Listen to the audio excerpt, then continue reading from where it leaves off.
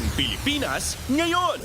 Narito na ang pinakamainit na mga balita na nakalap sa bawat sulok ng bansa. Ihahatid sa bawat Pilipino saan man kayo sa mundo. Ang Pilipinas ngayon. Pakinggan ang bawat kaganapan sa bawat lalawigan. Ito ang Pilipinas ngayon. Magandang araw po sa ating mga tagapakinig. Welcome po ulit sa ating programang Ang Pilipinas Ngayon. Ito po ang inyong lingkod, Steph Vicente. Samahan niyo po ako sa kabuuan ng ating palatuntunan. Tulad ng dati, mapakikinggan po ang ulat ng ating mga kapatid na himpilan sa probinsya, ang ating mga segmentong balitang negosyo at kalakalan, balitang sports at balitang artista, maging ang ilan sa mga pangunahing balita mula dito sa ating bansa. Yan po sa kabuuan ng ating palatuntunan, ang Pilipinas Ngayon.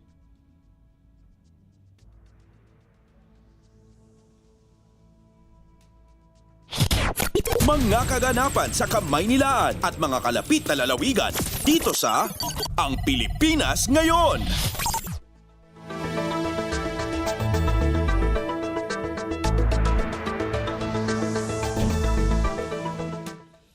Sa mahalagang balita, ginugunita ngayong araw ang ika-129 na anibersaryo ng kabayanihan at pagkamartir ni Dr. Jose Rizal.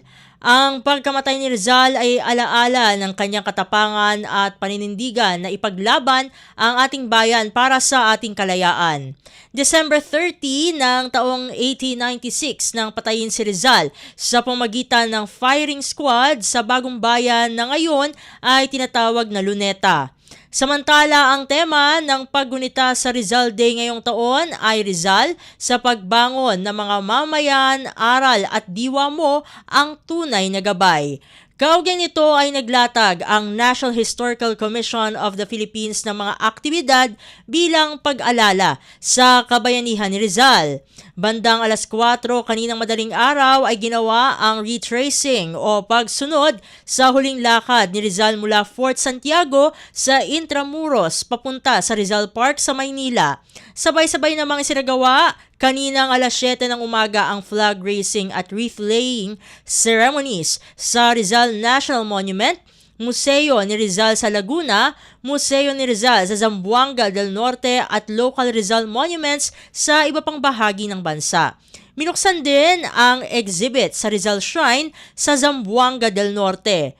Nagkaroon naman ng Rizal Day Special Lectures sa Rizal Shrine, Fort Santiago sa Intramuros, Maynila kaninang 10:00 ng umaga.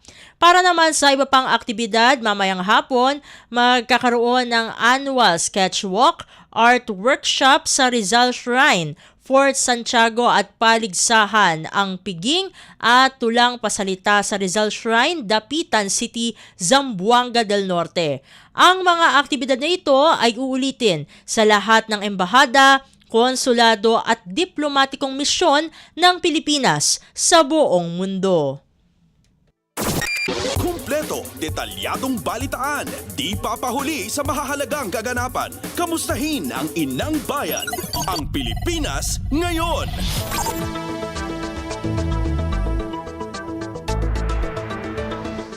Samantala, ipinananawagan ni Pangulong Ferdinand R. Marcos Jr. ngayong Rizal Day ang pagpili sa pambansang interes ng higit sa personal na kapakinabangan. Kasabay ito ng pagpapahalaga sa pamana ng pambansang bayani na si Dr. Jose Rizal. Ayon kay Pangulong Marcos, patuloy na nagsisilbing moral na gabay para sa mga Pilipino ang buhay at pagkamartir ni Rizal habang hinaharap ng bansa ang mga issue na sumusubok sa tiwala ng publiko kabilang ang katiwalian at maling paggamit ng pondo ng bayan. Binigyang diin ng punong ehekutibo na dapat maging magsilbing gabay sa pampubliko at pribadong buhay ng mga Pilipino ang mga prinsipyo ni Rizal kabilang ang paghikayat na piliin ang kapakanan ng nakararami kaysa sa pansariling interes.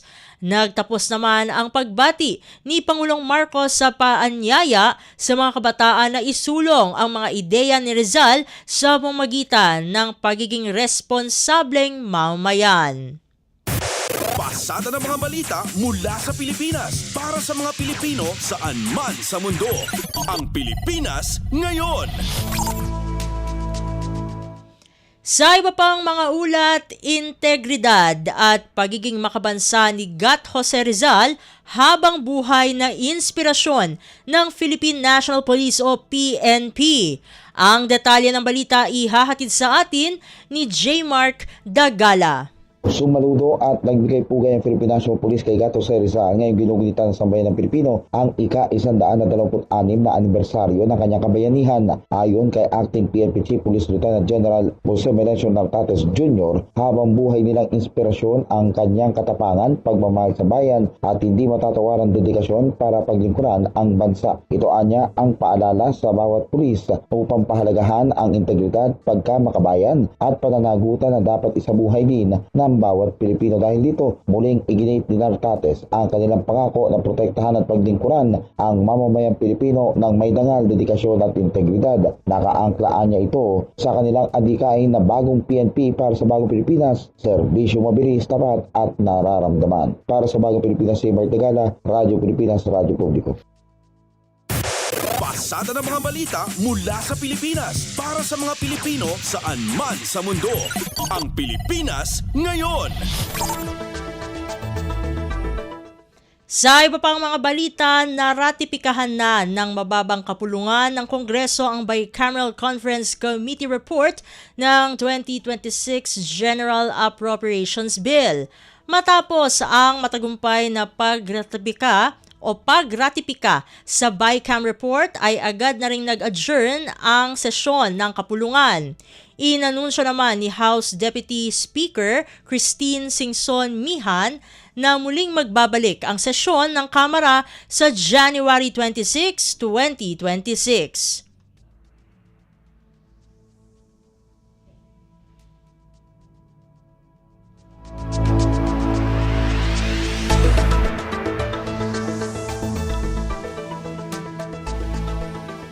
Samantala, matagumpay na ring naaprubahan at naratipikahan sa Senado ang Bicameral Conference Committee Report ng 2026 General Appropriations Bill. Ito ay sa panguna ni Senate Majority Leader Mig Zubiri at Senate President Vicente Sotto III.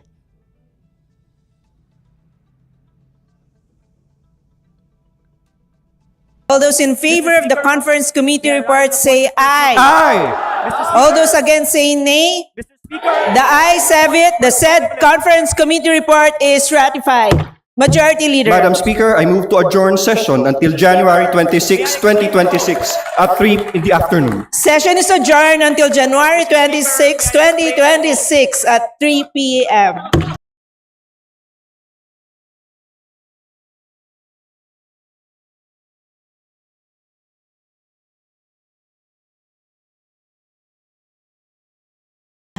Samantala, atin naman pakinggan ang naging tinig ni na Senate Majority Leader Mig Zubiri at Senate President Vicente Sotto III. We approve and ratify the conference committee report on the disagreeing votes on House Bill number 4058. I so move. Any objection? Chair is none. The conference committee report on the disagreeing votes on House Bill 4058 is hereby approved and ratified. Yan ang tinig ni na Senate Majority Leader Mig Zubiri at Senate President Vicente Sotto III. Kumpleto, detalyadong balitaan, di papahuli sa mahahalagang kaganapan. Kamustahin ang inang bayan, ang Pilipinas ngayon. Sa iba pang mga ulat, enrolled copy ng 2026 National Budget Bill na ipadala na sa Malacanang. Senado, aktibong babantayan ang pagpapatupad ng budget sa susunod na taon. Narito si Nympha Asuncion para sa balita. Naipadala na ng Kongreso sa Malacanang ang kopya ng ratified version o ang enrolled copy ng 2026 General Appropriations Bill o GAB. Kinumpirma ito ng opisina ni Senate Committee on Finance Chairman Sherwin Gatchalian ilang oras matapos ratipikahan ng Kongreso ang Bicameral Conference Committee report ng 2026 budget bill. Nang matanong kung maituturing na 100% corruption-free na ang inaprubahan nilang 2026 budget, binigyang diin ni Senate President Vicente Soto III na nakadepende na ito sa magiging implementasyon ng budget. Pero tiniyak ng Senate President na aktibong gagampanan ng Senado ang kanilang oversight functions para matiyak na hindi magagamit sa korupsyon ang pondo ng bansa sa susunod na taon. Ayon kay Soto, dapat ay regular na silipin ng Senate Committee on Finance kung paano, saan at magkano ang ginagastos ng bawat ahensya sa pambansang budget, lalo na pagdating sa infrastructure projects. Narito ang bahagi ng pahayag ni SP Soto. Depends on how it's implemented, but we will be exercising oversight functions over it so that we can at least try to achieve that particular percentage of anti-corruption. Every now and then, dapat merong meeting oversight ang Committee on Finance. So, paano ginagastos, saan nagagastos, magkano na nagastos. So, we can do that with all the agencies, lalo na yung may mga controversial issues. Mula Senado para sa Bagong Pilipinas, Nympha Asuncion, Radyo Pilipinas, Radyo Publiko.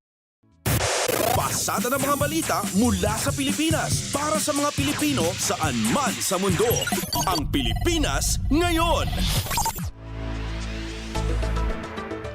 Samantala, ang program appropriation sa 2026 budget may sapat na safeguards upang hindi magamit sa mali gaya ng kontrobersyal na flood control projects. Ang kawangulat ihahatid naman sa atin ni Kathleen Forbes. Tiniyak ng Kamara na hindi na mauulit ang paghugot ng pondo sa unprogram appropriations para gamitin para sa infrastructure programs gaya na lang ng kontrobersyal na flood control projects. Gate ni House Appropriations Committee Chair Mika Swansing, may nakasaad na special provisions sa unprogram appropriations kung saan lang ito maaari gamitin at hindi na anya kasama para sa infrastruktura. Maliban na lamang anya doon sa mga foreign assisted projects na pinasok ng bansa kasama ang multilateral partners gaya na lang ng JICA. Kasama rin sa mga maaari lang na paggamitan ng UA ang AFP modernization at Marawi rehabilitation. Wala na anyang kinikwestiyon na strengthening assistance for government infrastructure programs o yung SAGIP sa UA na siyang pinaghugutan ng pondo ng flood control projects noon. Pag nakita niyo po yung GAB, nandun po 'di ba yung mga numero ng unprogrammed appropriation, sa ilalim po nun, maraming special provision sa ilalim nun. Ang naka-specify po doon kung ano talaga para saan lang. What are the authorized uses of the items under unprogrammed appropriation. So very clearly po spelled out na hanggang doon lang pwedeng gamitin yung unprogrammed appropriation. Para sa Bagong Pilipinas, Kathleen Forbes, Radyo Pilipinas, Radyo Publiko. Detalyadong balitaan, di papahuli sa mahahalagang kaganapan. Kamustahin ang inang bayan, ang Pilipinas ngayon. Sa iba pang mga ulat, ipinakita ang 3-dimensional o 3D scan na isinagawa ng Philippine National Police o PNP na malaki ang posibilidad na dumulas pababa o dumausdos sa bangin si dating DPWH Undersecretary Maria Catalina Cabral at hindi umano siya itinulak. Sa pulong balitaan sa Campo Crame, sinabi ni PNP Forensic Group Officer in Charge, Colonel Pierre Paul Carpio, na base sa 3D scan ng crime scene sa Tuba, Benguet, bumagsak si Cabral sa lugar na 0.2 meters lamang ang layo mula sa paanan ng bangin mula sa tinatayang 16.9 meters na taas kung saan siya huling nakita. Ayon kay Carpio, kung itinulak umano si Cabral, inaasahang mas malayo sana ang pinaghulugan nito. Dagdag pa niya, may mga gasgas sa mga kamay at likod ng biktima na indikasyong posibleng nagpadausdos pababa si Cabral sa halip na tuluyang bumagsak. Batay sa autopsy report, tinatayang namatay si Cabral bandang alas 3 hanggang alas 5 ng hapon noong Disyembre. 18 sanhi ng blunt traumatic injuries dahil sa pagbagsak mula sa mataas na lugar. Our medical count confirms na yung sugat or mga injuries sustained are pare-pareho po yung aging, no?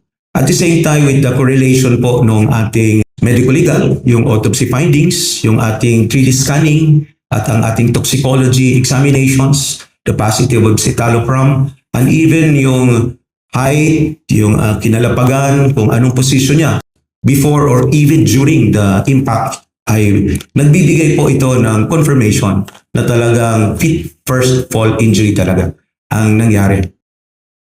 PNP Forensic Group Officer in Charge, Colonel Pierre Paul Carpio. Pasada ng mga balita mula sa Pilipinas para sa mga Pilipino saan man sa mundo. Ang Pilipinas ngayon. Samantala, 12 fireworks-related injuries na itala sa Quezon City. Ang detalye ng balita ihahatid sa atin ni Mary Ann Bastasa.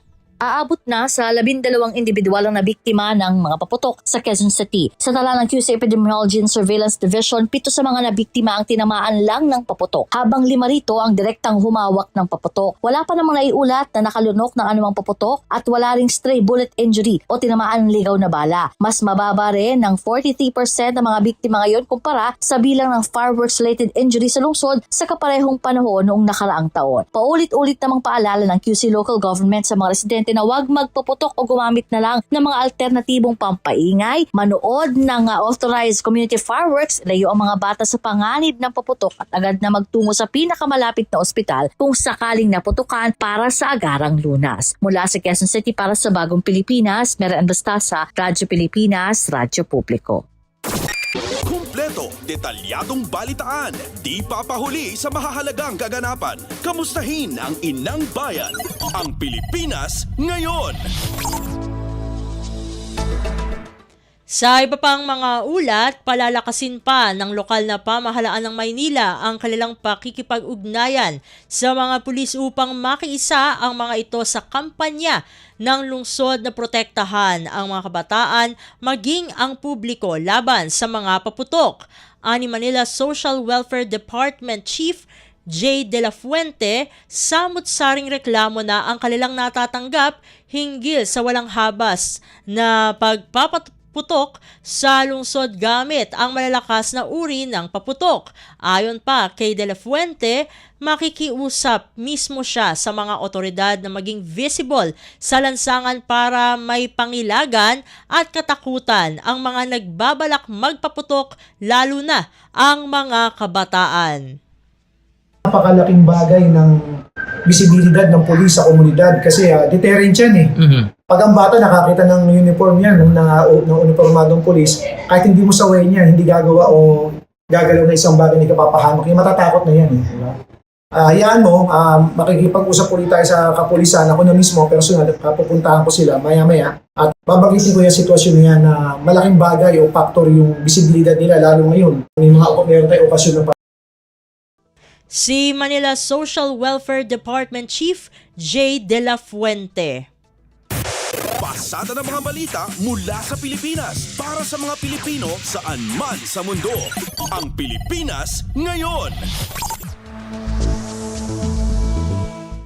Samantala, Ecoways Coalition nagsagawa ng Iwas Paputoxic Community Program at motorcade sa Caloocan City. Ang kawang ulat ihahatid sa atin ni Jolimar Acuyong. Ilang araw bago ang pagsapit ng 2026, nagsagawa ng community program at motorcade ang Ecoways Coalition sa Barangay 179, Caloocan City upang hikayatin ang mga residente na iwasan ang paggamit ng mga paputok sa pagdiriwang ng bagong taon. Ayon kay Kagawad Felinel Ayang, mas mainam umanong ilaan ng pera sa masustansyang salo-salo ng pamilya kaysa sa paputok na maaaring magdulot ng pinsala, sunog at polusyon. Nagpasalamat naman si Ecoways Coalition National Coordinator Aileen Lucero sa suporta ng barangay at binigyang diin naman sa mga epekto ng paputok, hindi lamang sa kalusugan, gayon din sa mga hayop at maging sa kalikasan. Sa halip na paputok, hinihikayat ang publiko na gumamit ng mas ligtas at alternatibong pampaingay tulad ng kaldero, lata at bote sa pagsalubong ng bagong taon. Patuloy ang kampanya ng Eco Waste Coalition at pinaalalahanan ng lahat na iwasan ang pagsisindi ng mga paputok at pailaw upang makaiwas sa disgrasya, sunog na kalalasang kemikal mula sa mga usok at basura. Mula Radyo Magazine para sa Bagong Pilipinas, ito si Jolie Maracuyong, Radyo Pilipinas, Radyo Publiko. Kumpleto, detalyadong balitaan, di papahuli sa mahahalagang kaganapan. Kamustahin ang inang bayan, ang Pilipinas ngayon. Sa iba pang mga ulat, iba't ibang tradisyon at paniniwala sa pagsalubong ng bagong taon patuloy na isinasagawa ng mga Pilipino.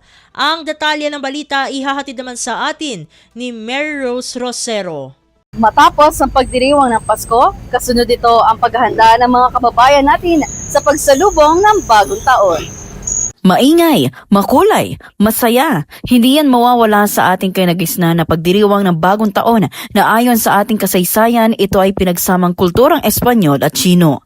Maraming pamahiin ang mga Pilipino sa pagdiriwang at pagsalubong sa bagong taon. Ikaw, ano-ano ang mga tradisyon sa pagsalubong ng bagong taon ang ginagawa mo? Paghahanda ng mga bilog-bilog na prutas sa pagkainan, nakagawa na namin na maganda nito dahil sa paniniwala na magbibigay ito ng swerte. Nariyan din ang paghahanda ng 12 klase ng bilog na prutas na nangangahulugan ng masagana at maunlad na pamumuhay sa loob ng isang taon. Naglalagay ako ng coins sa pocket ko. As a family na may business, so parang we feel and we think, minamanifest din namin na nag-grow yung business namin kapag nagkikip kami ng coins sa mga bulsa namin. Maraming hapag sa lamesa. Maraming lapag, no? Mas maraming lalapag pa the next year. Blessing. Na blessing. Hindi rin mawawala ang pag-iingay, pagpapailaw at pagpapaputok. Maraming kaugalian o paniniwala ang bawat isa sa atin sa pagsalubong ng bagong taon. Mga nakasanayan na minanampan natin sa ating mga ninuno. Para sa Integrated State Media, ito si Mary Rose Rosero ng Radyo Pilipinas. Pasada ng mga balita mula sa Pilipinas para sa mga Pilipino saan man sa mundo. Ang Pilipinas ngayon. Samantala, mga panukalang magpapalakas sa poverty reduction effort ng Administrasyong Marcos Jr. isusulong pa sa taong 2026. Ang kabuang ulat ihahatid naman sa atin ni Raquel Bayan. Bibigyan prioridad ng National Anti-Poverty Commission sa 2026 ang pagsusulong ng mga panukala na susuporta sa poverty reduction efforts ng Marcos Administration. Ito ang siniguro ni NAPSI Secretary Lopez Santos III kasunod ng mga polisiya at programang ipinatupad ang tanggapan ngayong 2025. Sa Bagong Pilipinas ngayon, sinabi ng opisyal na palalakasin pa nila ang koordinasyon sa Senado at Kamara para sa pagsasabatas ng mga panukala na pakikinabangan ng mga Pilipino. Tututukan rin anya nila ang pag-uugnay sa mga programa ng ahensya at pagpapalakas sa basic sector at ang papel na gagampanan ng mga lokal na pamahalaan sa poverty reduction sa bansa. Mas malakas na engagement sa Kongreso, Senado para dun sa mga pagtutulak ng mga abang na polisiya na makikinabang ang ating mga mamamayan. Convergence ng mga programa, participation ng basic sector at yung pinaka-importante yung role ng local government units sa poverty reduction. Yan ang mga tututukan ng NAPSI. Mula sa Malacanang para sa Bagong Pilipinas, Raquel Bayan ng Radyo Pilipinas, Radyo Publiko. Kumpleto, detalyadong balitaan, di papahuli sa mahahalagang kaganapan. Kamustahin ang inang bayan, ang Pilipinas ngayon. Sa iba pang mga ulat, Securities and Exchange Commission o SEC, hinihikayat ang mas maraming pribadong ospital na pumasok sa capital market para sa expansion at modernization. Ang detalye ng balita ihahatid naman sa atin ni Melanie Valdos Reyes. Hinigayat ng Securities and Exchange Commission ang mga pribadong ospital na gamitin ng capital market upang pondohan ang kanilang pagpapalawak at modernization. Ayon kay SEC Chairperson Francis Lim, patuloy na lumalaki ang pangangailangan sa pondo ng sektor ng kalusugan kabilang ang pagpapalawak ng kapasidad, upgrade ng mga pasilidad at paggamit ng bagong teknolohiya. Sinabi ni Lim na bagamat nangunguna ang pampublikong sektor sa malalaking pamumuhunan para sa infrastructure at serbisyong pangkalusugan, mahalaga rin ang papel ng private sector. Anya sa pamamagitan ng programang Securing and Expanding Capital for Hospital Entrepreneurs o SECHOPES, sinusuportahan ng komisyon ang layunin ng pamahalaan na makapagbigay ng mas dekalidad at mas abot kayang serbisyong pangkalusugan sa mga Pilipino. Layon ng SECHOPES na padaliin ang pagpasok ng mga ospital sa capital market sa pamamagitan ng mas pinasimpleng proseso ng registration ng mga securities na ilalabas upang pondohan ang konstruksyon at pagpapalawak ng mga medical facilities. Para sa Bagong Pilipinas, Melanie Valdos Reyes, Radyo Pilipinas, Radyo Publiko. Pasada ng mga balita mula sa Pilipinas para sa mga Pilipino saan man sa mundo. Ang Pilipinas Ngayon. Samantala, Department of Foreign Affairs o DFA, ikinalugod ang naging ceasefire agreement sa pagitan ng Cambodia at Thailand hinggil sa ilang linggo ng pagkakaroon ng border issue ng dalawang bansa. Ang kabang ulat, ihahatid naman sa atin ni AJ Ignacio. Ikinalugod ng Department of Foreign Affairs o DFA ang naging hakbang ng bansang Cambodia at Thailand sa naging tensyon nito sa border issue ng kanilang mga bansa. Ayon kay DFA spokesperson Angelica Escalona na suportado ng Pilipinas ang naging desisyon at hakbang ng Cambodia na magsagawa ng dialogue sa Thailand upang mapag-usapan ang nasabing sikalot sa pagitan ng dalawang bansa upang magkaroon ng kapayapaan sa border ng Cambodia at Thailand. Dagdag pa ni Escalona na bilang chairman ng 2026 ASEAN, isang malaking hakbang ang ginawa ng bansang Cambodia na magkaroon ng ceasefire agreement at para pag-usapan ang kapayapaan ng dalawang bansa, kung saan ilang linggo na ang nakalipas na magkaroon ng tensyon ng mga border controls sa pagitan ng dalawang bansa. Sa uli naman, hangad naman ng Pilipinas na matapos na ang naturang sigalot at magkaroon na ng pangmatagalang kapayapaan sa borders ng mga ito. Mula pa rin dito sa Department of Foreign Affairs para sa Bagong Pilipinas, AJ Ignacio, Radyo Pilipinas, Radyo Publiko. Kumpleto, detalyadong balitaan, di papahuli sa mahahalagang kaganapan. Kamustahin ang inang bayan, ang Pilipinas Ngayon. At iyan ang mga maiinit na kaganapan para sa araw na ito. Samantala, ating antabayanan ang mga ulat mula sa ating mga kapatid na himpilan sa probinsya para sa bugso ng Regional News sa pagbabalik ng Ang Pilipinas Ngayon makalipas lamang po ang ilang mga paalala.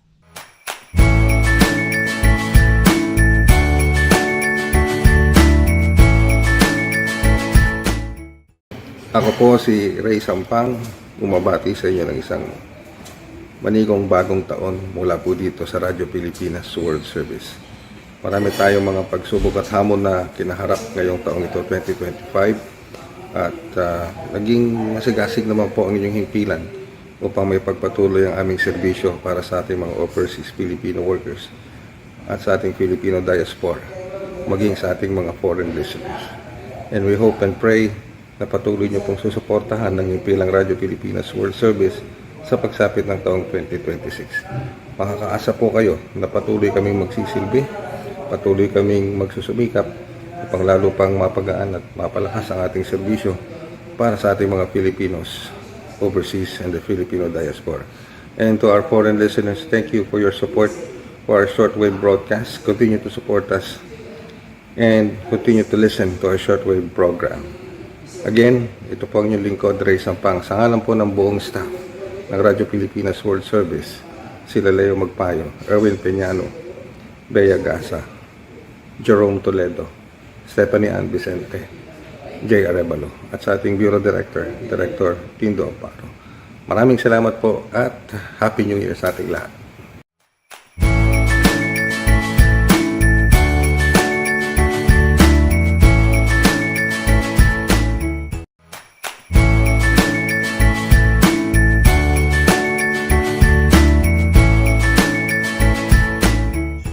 Mabuhay and good day from Radyo Pilipinas World Service. This is Leo Magpayo greeting all our friends and listeners a very happy new year.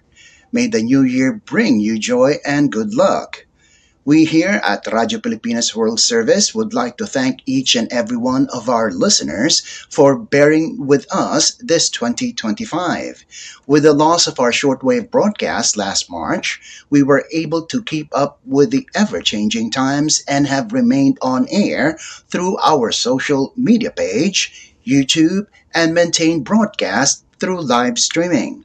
And now that our shortwave broadcasts have returned this December through the facilities of Voice of America, we hope that you will continue to listen and follow us. From the bottom of my heart, thank you for bearing with us this year and hoping that you will continue to listen to us this 2026. Again, have a blessed new year and happy holidays.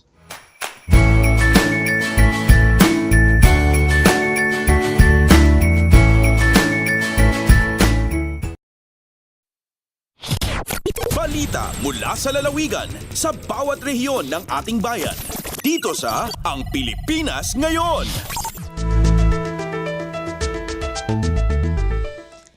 Nagbabalik na po ang ating programang Ang Pilipinas Ngayon at narito na po ang bugso ng ating mga regional news. Dumako muna tayo sa Luzon. 6 na palit basura store project bubuksan na sa taong 2026. Ang kabangulat ihahatid sa atin ni Rani Dorilag mula sa Lawag. Inem a palit basura store project kinakaplano ang may establisar in Tunutawen 2026. Dahititin pa kamo ni APC Federated President Ryan Pascua kalpasan ang nalugatan ti Badjo Basura Exchange Store iti Barangay Badjo iti Ilit ti Pinili Ilocos Norte. Inpatag ni Pascua at tallo ti umuna a distrito ken tallumet ang barangay iti segundo distrito. Kunang ni Pascua nga insingasingen dagiti nagbisita nga APC President iti Ilit ti Carton Paway nga daktaren ti naso nga proyekto in Tuno Sumaruno Atawen. Iti pan nakatagiben ti Basura Exchange Store at may tuloy ket mapunduan manipod itiligan ng mga barangay Ilocos Norte chapter ang paggatang kadagiti grocery items ang may sukat kadagiti plastic na botelya ken plastic wrapper. Hinay ni Pascua ang mabalinbet nga yellow karante LGU ni pundo iti Basura Exchange Store. Mula Radyo Pilipinas Lawag, ito si Rani Dorilag para sa Radyo Pilipinas World Service. Balita mula sa lalawigan sa bawat rehiyon ng ating bayan. Dito sa Ang Pilipinas Ngayon. Inyong napakinggan ang ulat ni Rani Dorilag mula sa Lawag. Puntahan naman natin ang Agoo. Palit basura 4.0 ng Bacnotan La Union matagumpay na natapos. Pinakamalaking koleksyon ng basura na itala. Narito si Albert Kawile para sa balita.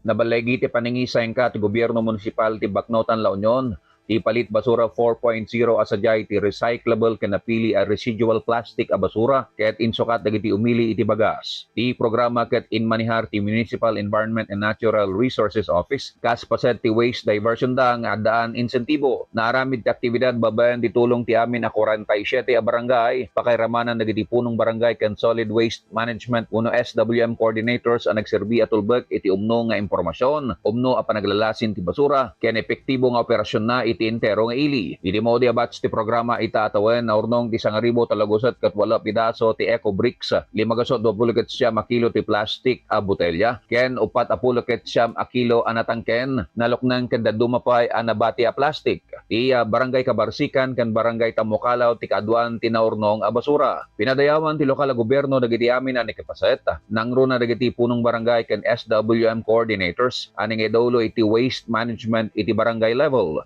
Pagganat tigda ababaan iti umno panagsisina dagiti basura ken responsable apanang tarawidwid iti basura ag titinulong ti amin amang salaknib iti aglawlaw ken masakbayan iti sumaruno nga henerasyon. Ag tultuloy iti panagtitinulong ti amin para iti nadaldalos ken nasasayaat a Bacnotan La Union.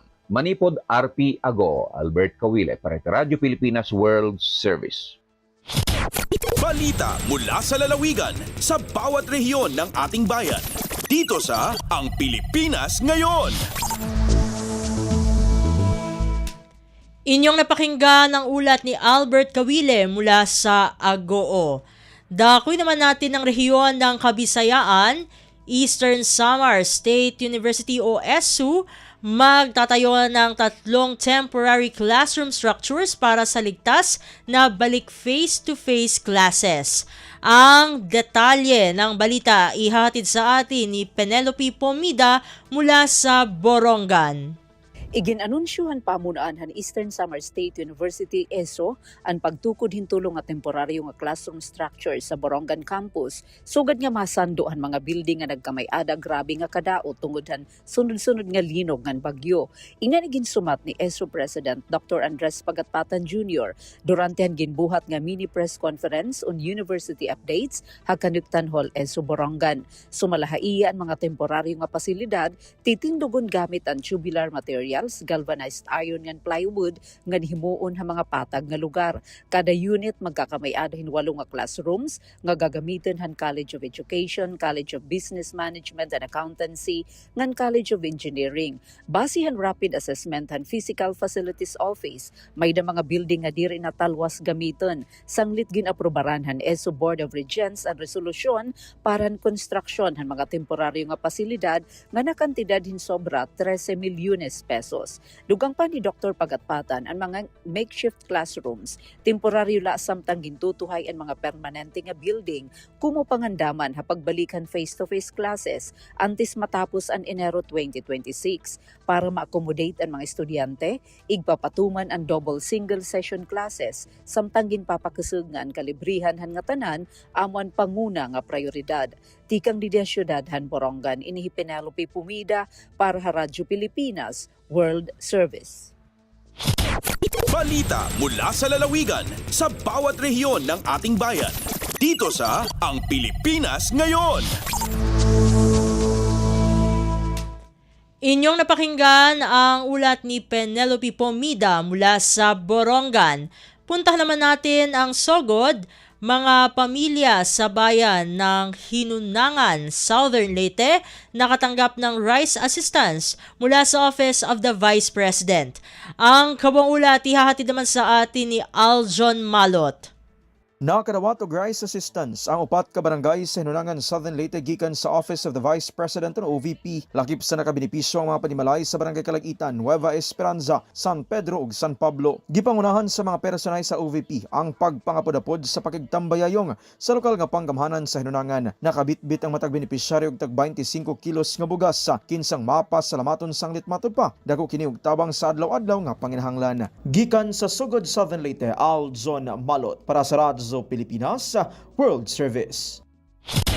Balita mula sa lalawigan sa bawat rehiyon ng ating bayan. Dito sa Ang Pilipinas Ngayon. Inyong napakinggan ang ulat ni Aljon Malot mula sa Sogod. Puntahan naman natin ang rehiyon ng Mindanao.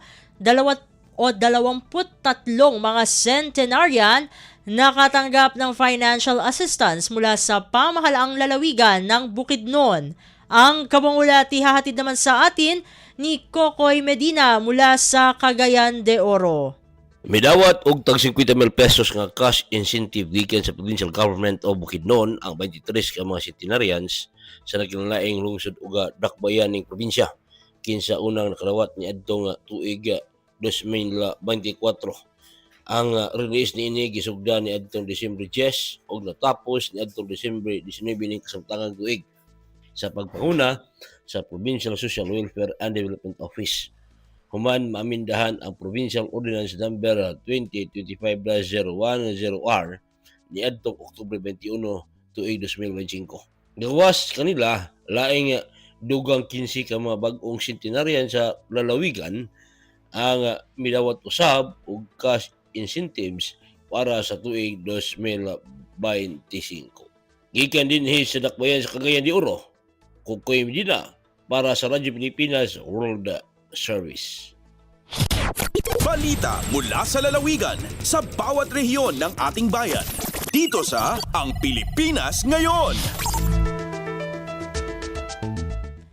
Inyong napakinggan ang ulat ni Kokoy Medina mula sa Cagayan de Oro. Dadako naman tayo sa Zamboanga, kaligtasan ng publiko sa pagsalubong ng bagong taon pinagtitibay ng Zamboanga City Fire District sa pamagitan ng Oplan Paalala Iwas Paputok. Ang detalye ihahatid sa atin ni Justin Bulanon. Continúa el campaña o plan paalala iwas paputok del Zamboanga City Fire District para asegurar el protección y seguridad del público na cerca celebración del Nuevo Año. Objeto de la iniciativa que abaja el mga incidente de fuego na ciudad de Zamboanga y mga aksidente por causa ng mga reventador este tiempo de fiesta por medio de mga Fire Safety Awareness Campaign de la agencia. Parte de esta iniciativa del Zamboanga City Fire District, el preparación del mga istasyon de fuego na ciudad, hace más fuerte el koordinasyon ng mga otra ahensya del gobierno y convinci el aktibo partisipasyon del publiko na di ilang mga komunidad. Takundusi también la agencia Fire Safety Inspection y Monitoring, pre-positioning y preparako ng mga unit del bombero, soporta medikal, y otros pa mga esfuerzo para asigura el preparasyon del mga ahente del Fire District na kosa mga emerhensya na Bienvenido Año Nuevo. Desde la ciudad de Zamboanga, este si Justin Bulanon para na Radyo Pilipinas World Service. Balita mula sa lalawigan sa bawat rehiyon ng ating bayan. Dito sa Ang Pilipinas Ngayon. Inyong napakinggan ang ulat ni Justin Bulanon mula sa Zamboanga. Puntahan naman natin ang Iligan City Drug Treatment and Rehabilitation Center license to operate aprobado na ng Department of Health o DOH sa taong 2026 hanggang 2028. Narito si Alwidad Bashir para sa balita. Gipahibalo sa lokal nga panguluhan sa Iligan ubos sa buhatan sa Iligan City Drug Treatment and Rehabilitation Center ang ilang pag-usab sa pag-abli alang sa mga individual sa dakbayan sa Iligan na nangingnanglan og rehabilitasyon tungod sa pagkalulong sa illegal na droga. Giaprobahan sa Department of Health o DOH ang license to operate sa Iligan City Drug Treatment and Rehabilitation Center gikang January 1, 2026 hangtod December 31, 2028. Kini naghatag og maayong balita para sa mga pamilya nga adunay mga hinugma nga nangangilangnan og treatment o rehabilitasyon gikan sa pagkalulong sa illegal nga droga. Ang pag-aproba sa lisensya sa operasyon sa mong center ang naghatag og positibong balita og paglaom sa mga individual nga dako kaayo ang panginahanglan og kalinga og tabang aron husto nga masulbad og mabuktog ang pagkalulong sa illegal nga droga. Gilauman nga kini magdala og mas epektibo ug mas sayon nga pagbalik integrate sa mga pasyente sa ilang tagsa-tagsa nga komunidad nga walay kahadlok nga mabalik pag-usab sa adiksyon sa ginadiling nga droga. Kabahin kini sa mga programa nga padayon nga gipatuman sa lokal nga panguluhan sa Iligan, kauban ng Department of Health o DOH batok sa illegal nga droga nga may tumong na makahimo og drug-free nga dakbayan sa Iligan. Gikan sa dakbayan sa Iligan, ako si Alwidad Bashir para sa Radyo Pilipinas World Service. Balita mula sa lalawigan sa bawat rehiyon ng ating bayan. Dito sa Ang Pilipinas Ngayon. Inyong napakinggan ang ulat ni Alwidad Bashir mula sa Iligan. Dito na nagtatapos ang bugso ng ating regional news. Dadako na tayo sa ating mga segmento. Sa pagbabalik ng Ang Pilipinas Ngayon, amin pong ihahatid sa inyo ang segmentong Balitang Negosyo at Kalakalan, makalipas lamang po ang ilang mga paalala.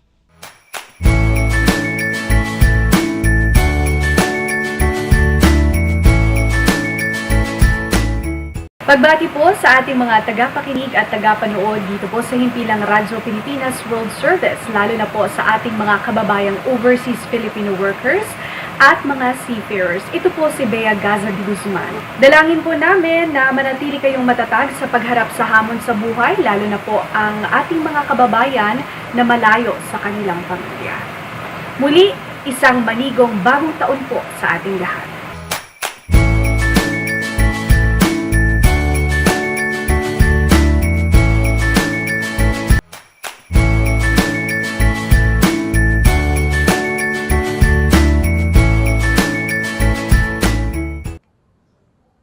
Magandang araw sa ating mga kababayan dito sa Pilipinas at sa buong mundo. Ako po si Jerome Toledo ng Radyo Pilipinas World Service.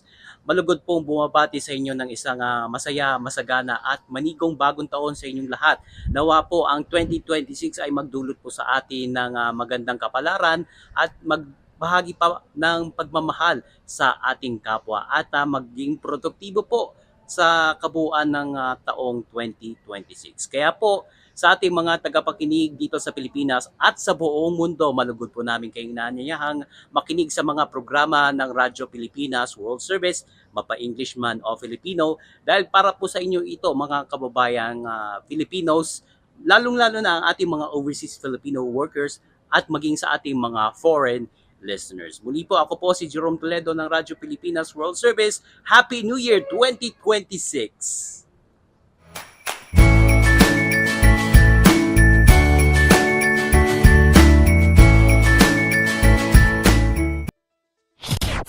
Lagay ng ekonomiya, kalakalan, negosyo at iba pa. Atin ang alamin dito sa Ang Pilipinas Ngayon.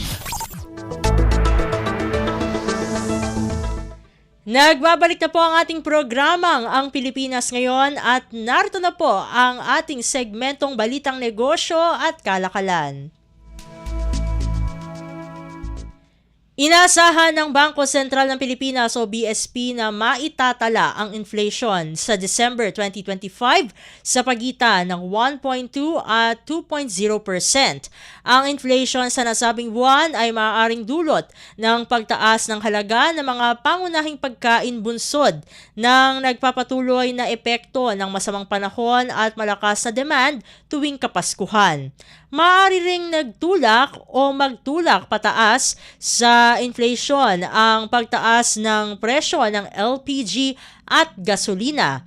Ayon pa sa BSP, maaaring maibsan ang mga ito ng mas mababang singil sa kuryente sa mga lugar na sineserbisyohan ng Meralco at ng bumababang presyo ng kerosene at diesel. Nag-commit din ang BSP na patuloy nitong babantayan ang mga kaganapang lokal at global impact na may epekto sa inflation at paglago ng ekonomiya alinsunod sa patakarang pananalapi na nakabase sa datos. Lagay ng ekonomiya, kalakalan, negosyo at iba pa. Atin ang alamin dito sa Ang Pilipinas Ngayon. Samantala, prinotektahan ng Administrasyong Marcos Jr. ang pamilyang Pilipino sa pagpapanatiling under control ng inflation sa bansa at pagsisiguro na nasa matatag na growth path ang ekonomiya ng Pilipinas. Ayon kay Executive Secretary Ralph Recto, ang 6% inflation rate ay nangangahulugan na ang 100 piso ay makakabili ng 94 pesos na worth of goods at services. Ngunit sa pagbagal sa 1.6% ng inflation rate para sa 2025, ang 100 piso ay makakabili ng hanggang 98.4 pesos na halaga ng produkto o serbisyo. Napakahalaga ni Recto nito para sa bawat pamilyang Pilipino, lalo na sa mga mahihirap. Kapag mababa kasi aniya ang inflation, napapanatili rin na abot kaya ang mga pangunahing bilihin, lalo na ang pagkain.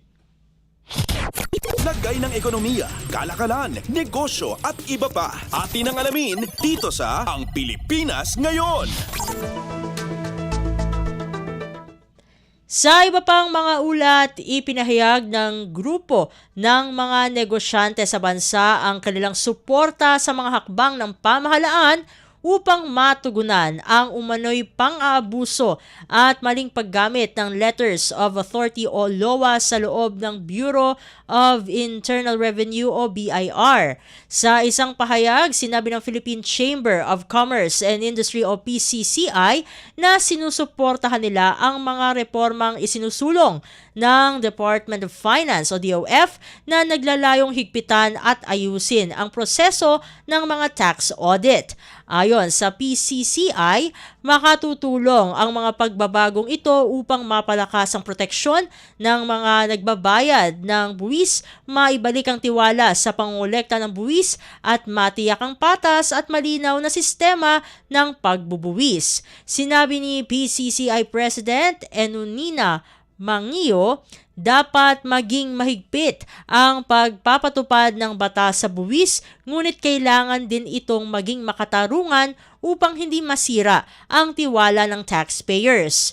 Nauna nang sinabi ni Finance Secretary Frederick Go na pinag-aaralan ng pamahalaan ang mga reforma kabilang ang pagbabawas sa bilang ng mga tanggapan ng BIR na may kapangyarihang mag-issue ng LOA. Lagay ng ekonomiya, kalakalan, negosyo at iba pa. Atin ang alamin dito sa Ang Pilipinas Ngayon.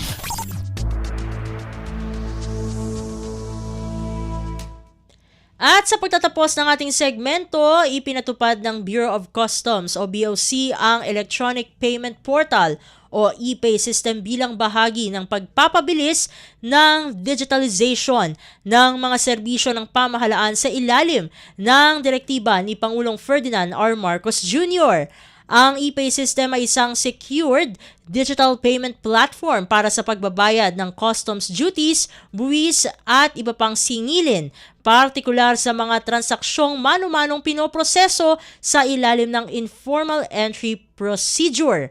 Sa pamumuno ni BOC Commissioner Ariel F. Nepomuceno, layon ng sistema na pahusayin ang revenue monitoring, palakasin ang audit trail at bawasan ang manual at personal na transaksyon upang maisulong ang transparency at accountability. Naka-integrate ang e-pay system sa LinkBiz portal ng Land Bank of the Philippines bilang centralized payment gateway para sa mas mabilis at elektronikong settlement ng mga bayarin. Hinihikayat ng BOC ang mga importer, exporter, customs broker at iba pang stakeholders na gamitin ang e-pay system kung saan available ang mga gabay at instruction sa opisyal na website ng ahensya. Lagay ng ekonomiya, kalakalan, negosyo at iba pa. Atin ang alamin dito sa Ang Pilipinas Ngayon. At dito na nagtatapos ang ating segmentong Balitang Negosyo at Kalakalan para sa araw na ito. Susunod na po ang ating segmentong Balitang Sports na ihahatid po sa atin ng ating kasamang si Leo Magpayo, makalipas lamang po ang ilang mga paalala.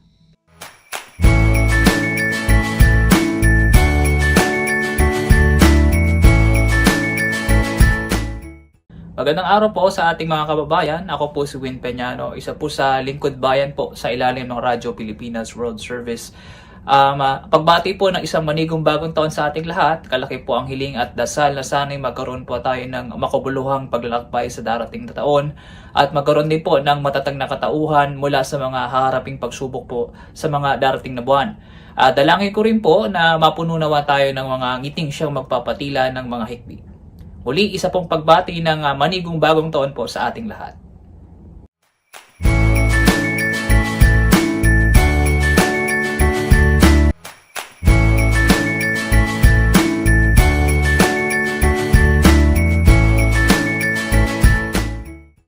Magandang araw sa ating mga taga-subaybay dito sa ating himpilang Radyo Pilipinas World Service. Ako po ang inyong lingkod, Steph Vicente.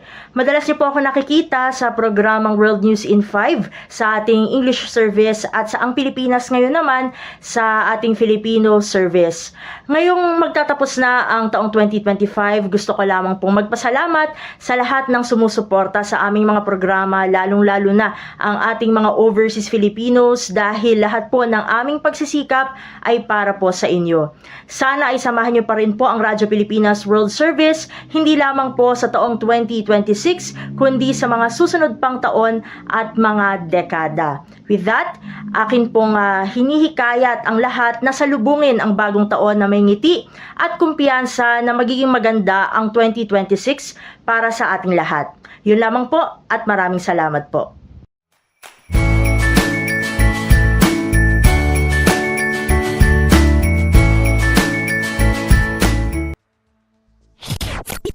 Updates at pinakahuling mga usapin sa mundo ng palakasan. Atin ang pakinggan dito sa Ang Pilipinas Ngayon.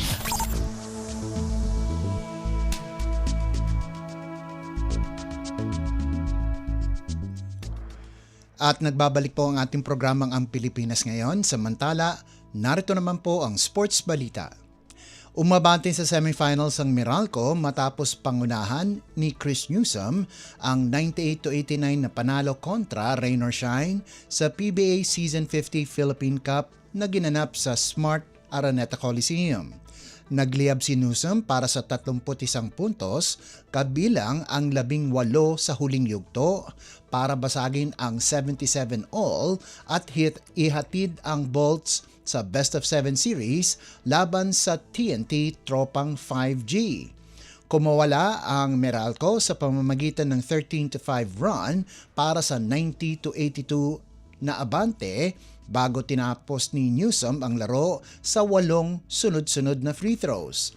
Nagambag si Chris Banchero ng conference high 21 puntos habang may 14 puntos at 8 rebounds si Kevin Cancino.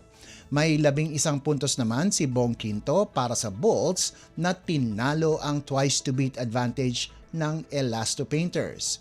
Maganda ang panimula ng Rain or Shine gamit ang 19-6 rally para sa 26-20 lead matapos ang unang quarter. Pero bumangon ng Meralco sa second quarter, pinigilan ang Rain or Shine sa 11 puntos at inangkin ang kontrol ng laro. Nakahabol pa ang Elasto Painters sa 8-0 run para itabla ang laro pero hindi na sila nakadikit pa nang magtuloy-tuloy ang pag-atake ni Newsome at Banchero. Pinanganahan naman ni Adrian Nocum ang Elasto Painters sa 29 na puntos habang may 20 puntos si Gian Mamuyak. Ito rin ang huling laro sa PBA ni Gabe Norwood na nagpaalam na bago magsimula ang season na ito ang kanyang final conference. Updates at pinakahuling mga usapin sa mundo ng palakasan. Atin ang pakinggan dito sa Ang Pilipinas Ngayon.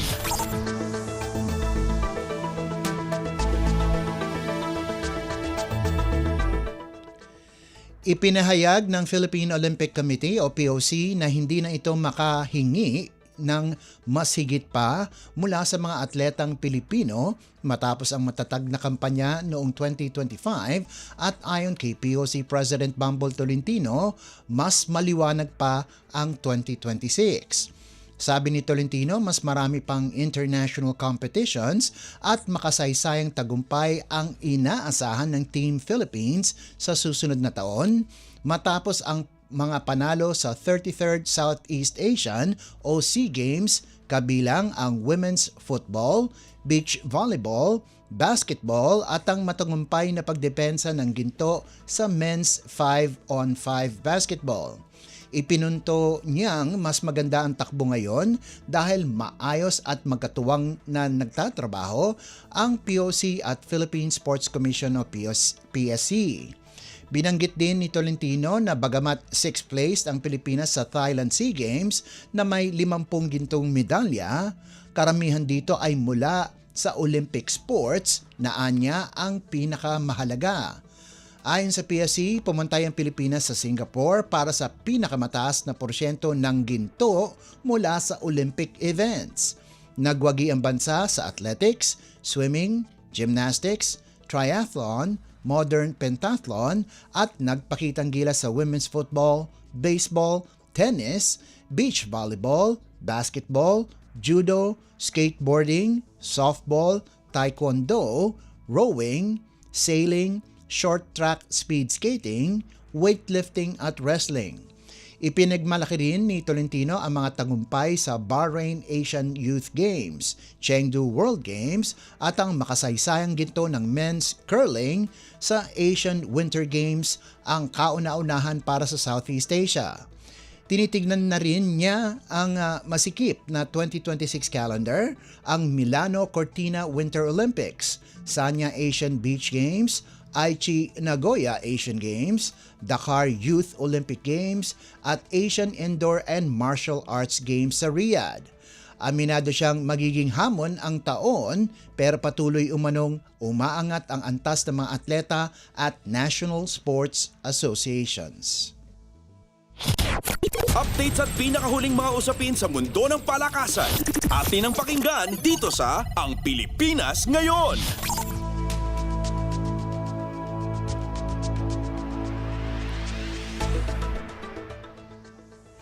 Sasabak si Filipina tennis star Alex Ayala sa 2026 Kuyong Classic mula Enero 13 hanggang 15 sa Kuyong Lawn Tennis Club sa Melbourne, Australia. Ito ay kasunod ng kanyang paglahok sa MGM Macau Tennis Masters. Ang Kuyong Classic na ginaganap isang linggo bago ang Australian Open ay isa sa pinaka-prestiyosong warm-up tournament sa tennis at idinaraos sa tinatawag na spiritual home ng Australian tennis. Makakasama ni world number 53, Ayala ang ilan sa pinakamalakas na pangalan sa men's at women's tours. Sa men's field, tampok sina world number 8 Lorenzo Musetti, number 11 Alexander Bublik, dating world number 13 Nick Kyrgios at number 18 Karen Khachanov. Kasama rin sina Flavio Cobolli, Denis Shapovalov, Lerner Tien, Francis Tiafoe, Matteo Berrettini, Hubert Hurkacz, Marin Cilic, Zhang Zizhen at Yunchaukete Bu. Sa women's side, makakatapat ni Ayala si Donna Vekic ng Croatia habang magpapakita rin ang dating world number 5 na si Daniela Hontuchova. Ayon sa organizers, inaasahan pa ang karagdagang player announcements.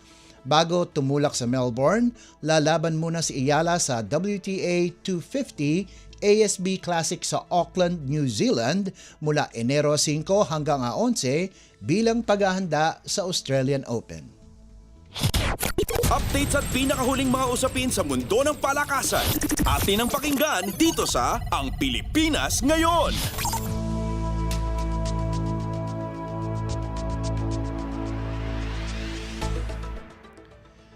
Patuloy ang paghahanda ng University of Perpetual Help System Delta kahit holiday season na habang papalapit ang NCAA Season 101 Volleyball Tournament. Determinado ang men's at women's teams na mabawi ang kanilang dating paghahari sa liga. Matapos mabigo na makapasok sa Final Four noong Centennial Season, target ng Perpetual na ibalik ang kanilang powerhouse status na tumagal ng 17 taon. Nagtapos ang Altas sa ika-6 na pwesto na may 10-8 record at umaasang makabawi at makuha ang kanilang ika-15 kampyonato. Ayon kay head coach Maki Carino, tutok sila sa kompletong conditioning na lakas, agility, technique, focus at tamang mindset na may pangunahing layunin na makabalik muna sa Final Four. Nasa Laia, Batangas ngayon ang kupunan para sa kanilang mini-camp. Tinatahak na rin ng Perpetual ang bagong yugto matapos ang unang semi-final absence nila sa loob ng 2 dekada kasunod ng pag-alis ni John Lituana, Jeff Marapok, Kobe Tabuga, Kurt Rosos at Casey Andrade. Ayon kay Carino, may 12 rookies ang roster, isang investment para sa kinabukasan. Sa women's division, sina Coach Sandy Rieta at ang Lady Altas, pinangungunahan ni skipper Charis Enrico at top spiker Shaila Umipon, ay target ang kanilang unang championship pagkaraang magtapos ng may 9-9 record at pumanglima sa torneo. Ayon kay Rieta, maikling bakasyon lang ang ibinigay niya sa mga players para makasama ang pamilya bago bumalik sa ensayo dahil mabilis umano mawala ang focus at kondisyon kapag matagal ang pahinga. Aasahan din ng Lady Altas ang mga rookies na sina Lexi Villanueva, Desiree Gekobe, Angie Rosales at CM Atlas para punan ang iniwang pwesto ni Winnie Bedanya at Marian Andal. Updates at pinakahuling mga usapin sa mundo ng palakasan. Atin ang pakinggan dito sa Ang Pilipinas Ngayon.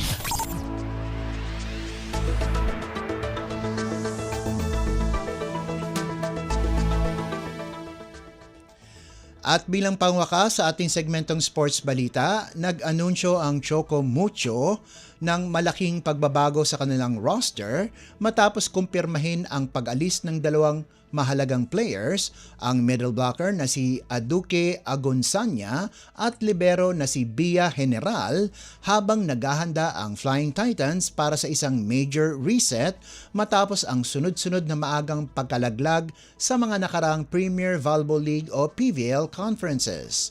Formal nang nagpaalam ang koponan kay Ogonsanya matapos ang 3 taon sa Choco Mucho, habang isang season lamang nagtagal si General bago tuluyang lumipat. Si Ogonsanya, dating standout ng Lasal, ay sumali sa Flying Titans noong 2022 upang palakasin ang frontline na minsan na pinangunahan nina Maddie Madayag, Bea De Leon at Ponggay Gaston. Ngunit naapektuhan ang kanyang stint ng sunod-sunod na injuries, kabilang ang ACL tear noong Marso 2024 na nagpatagal sa kanyang pagkawala sa laro. Sa pag-alis ng dalawang veterano, inasahang sasailalim ang Choco Mucho sa malaking rebuilding habang tinatarget nitong makabalik sa forma sa susunod na PVL season. Updates at pinakahuling mga usapin sa mundo ng palakasan. Atin ang pakinggan dito sa Ang Pilipinas Ngayon.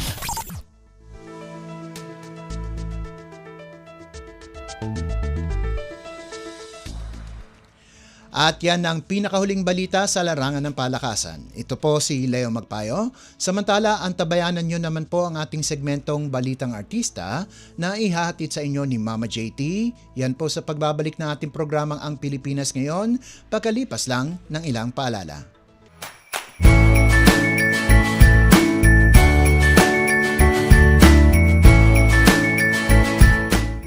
Magandang araw sa ating mga kababayang Pilipino. Ako po si Jay Arevalo mula sa Radyo Pilipinas World Service at malugod na bumabati sa inyo ng maligayang bagong taon sa inyong lahat saan mang sulok ng mundo. Sana ipagpalain tayo ngayong darating na taong 2026 at mailayo tayo sa anumang sakit.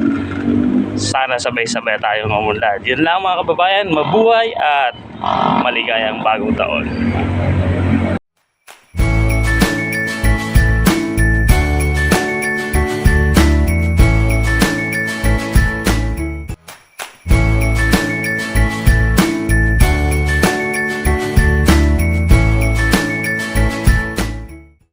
Ako po si Ray Sampang, umabati sa inyo ng isang manigong bagong taon mula po dito sa Radyo Pilipinas World Service. Marami tayong mga pagsubok at hamon na kinaharap ngayong taong ito, 2025, at naging masigasig naman po ang inyong himpilan upang may pagpatuloy ang aming serbisyo para sa ating mga overseas Filipino workers at sa ating Filipino diaspora, maging sa ating mga foreign listeners. And we hope and pray na patuloy niyo pong susuportahan ng himpilang Radyo Pilipinas World Service sa pagsapit ng taong 2026. Makakaasa po kayo na patuloy kaming magsisilbi, patuloy kaming magsusumikap upang lalo pang mapagaan at mapalakas ang ating serbisyo para sa ating mga Filipinos overseas and the Filipino diaspora. And to our foreign listeners, thank you for your support for our shortwave broadcast. Continue to support us and continue to listen to our shortwave program. Again, ito po ang inyong lingkod, Ray Sampang. Sa ngalan po ng buong staff ng Radyo Pilipinas World Service, sila Leo Magpayo, Erwin Peñano, Bea Gasa, Jerome Toledo, Stephanie Ann Vicente, Jay Arevalo, at sa ating Bureau Director, Director Tindo Amparo. Maraming salamat po at Happy New Year sa ating lahat.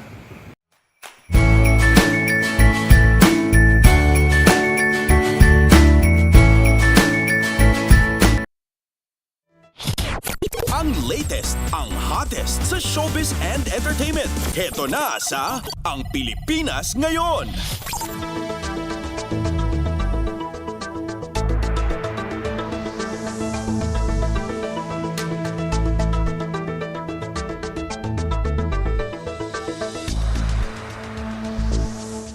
At nagbabalik po ang ating programang Ang Pilipinas Ngayon. At halo, magandang araw sa ating mga chismoso at chismosang nag-aabang ng mga trending na balita sa mundo ng showbiz. Ito na ang ratsada ng ating mga chika. Ipinagdiriwang ni na Marian Rivera at Dingdong Dantes ang kanilang ika-11 anibersaryo ng kasal nito o ngayong araw. Nagbahagi si Dingdong ng isang taus-pusong mensahe sa Instagram kung saan pinuri niya si Marian bilang asawa at ina at nagpasalamat sa pamilyang patuloy nilang binubuo sa biyaya ng Diyos. Nagpost din siya ng mga larawan nila kasama ang kanilang mga anak na sina Zia at Sexto. Bilang tugon, ipinayag naman ni Marian ang kanyang pasasalamat kay Dingdong na tinawag niyang kanyang constant, safe space at forever. At sinabing palagi niyang pipiliin ang asawa. Ikinasal ang dalawa noong 2014 matapos ang mahigit 5 taong relasyon. At noong nakarang taon, nag-renew sila ng kanilang wedding vows sa isang simpleng seremonya bilang pagdiriwang ng kanilang ika-10 anibersaryo. Ang latest, ang hottest sa showbiz and entertainment. Heto na sa Ang Pilipinas Ngayon.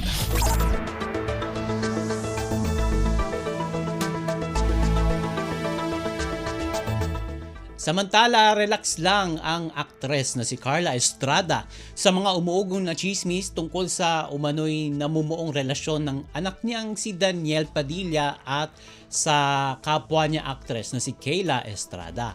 Ayon kay Carla, nasa tamang edad na ang dalawa kaya mas mainam na sila mismo ang magsalita kung may dapat linawin. Para kay Carla, mahalaga na masaya ang kanyang anak at kung masaya si Daniel, masaya na rin siya bilang ina. Hinikayat din niya ang publiko na maging mas mature sa paghawak ng ganitong issue. Ibinahagi rin ni Carla na matagal na niyang kilala si Kayla dahil malapit siyang kaibigan ng mga magulang nito na sina Janice de Belen at John Estrada. Kapwa nananatiling tikom ang bibig ni Janice at Daniel tungkol sa issue at iginit lamang ni Daniel na ayaw niyang ma-pressure o gawing showbiz ang usapin.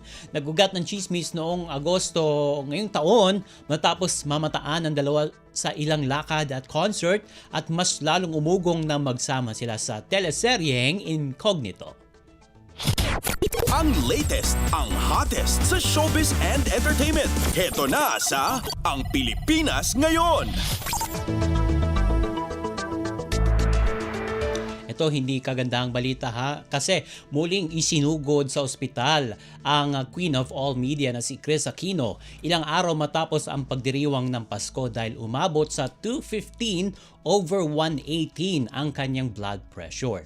Sa kanyang Instagram story, ibinahagi niyang siya ay nasa hospital bed at humiling ng panalangin mula sa publiko. Ayon sa kanyang team, siya ay kasalukuyang stable at nasa ilalim ng mahigpit na medical supervision, lalo na't ninalagnat siya at may iniindang matinding pananakit ng mga buto. Kasama rin sa ospital ang kanyang anak na si Bimbi na may lagnat, sore throat at sipon kaya binabantayan din ng mga doktor o mag-ina silang nagkasakit.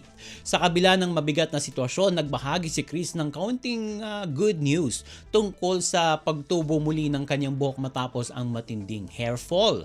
Si Kris ay patuloy na lumalaban sa 11 autoimmune diseases at pansamantalang lumayo sa social media upang tutukan ang kanyang gamutan. Patuloy siyang humihiling ng dasal para sa kanyang kalusugan at sa agarang paggaling ng kanyang anak. Ang latest, ang hottest sa showbiz and entertainment. Heto na sa Ang Pilipinas Ngayon.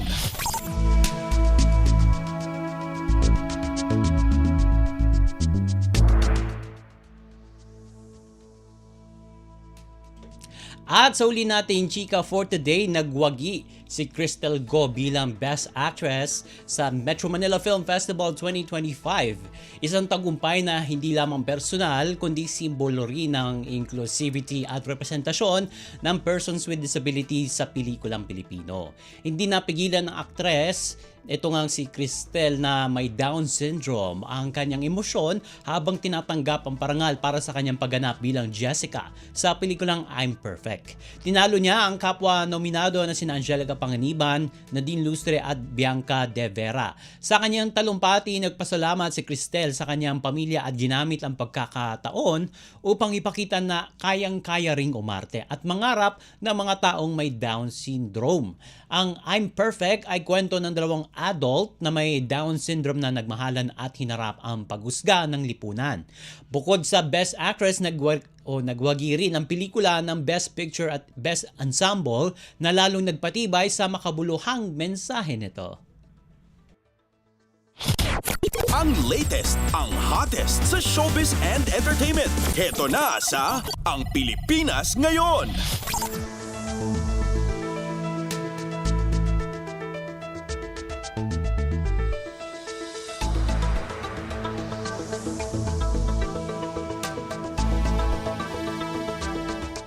And OMG, wala na po tayong sapat na oras para sa ating balitang artista. Maraming salamat sa pakikinig sa aking mga chika for today at sa nagdaang taon.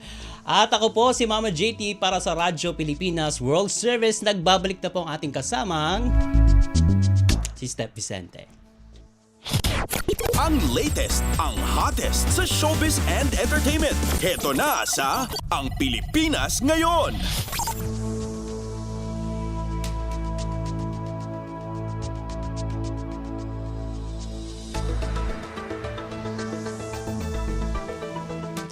At inyo pong napakinggan ang ating segmentong Balitang Artista. Magpapasalamat na tayo sa ating mga nakasama sa studio na sina Milo Jonella, Susan Aison, Hiro Lucero, Justin Osias at Anthony Pimentel.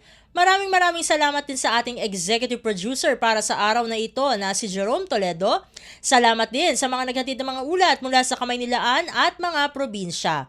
Pinasasalamatan din natin ang mga naghatid sa atin ng segmentong Balitang Esports na si Leo Magpayo at ng segmentong Balitang Artista na si Mama JT. At syempre maraming salamat sa ating station manager na si Mr. Ray Sampang. Maraming salamat po hanggang sa susunod na edisyon ng ating palatuntunan. Huwag kalimutang mag-like, mag-follow, at mag-subscribe na sa mga social media account page o channel ng Radyo Pilipinas World Service upang maging laging updated sa mga mahalagang balita at patuloy ring tumutok sa pamagitan ng ating Evox PBS Receiver app at sa nagbabalik po nating shortwave radio. Ito po ang inyong lingkod, Steph Vicente. Isang advance Happy New Year po sa ating lahat. At yan ang Pilipinas Ngayon. Muling samahan sa parehong oras at alamin ang pinakahuling mga kaganapan at balita saan man kayo naroon. Ang Pilipinas Ngayon.